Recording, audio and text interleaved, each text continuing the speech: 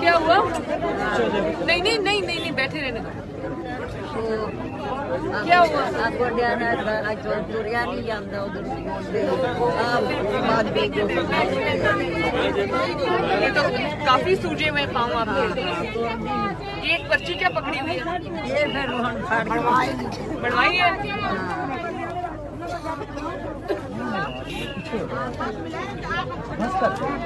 आप चल सकती हैं?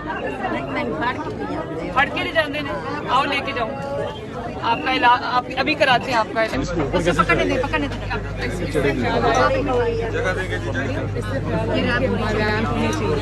रैंप होनी चाहिए।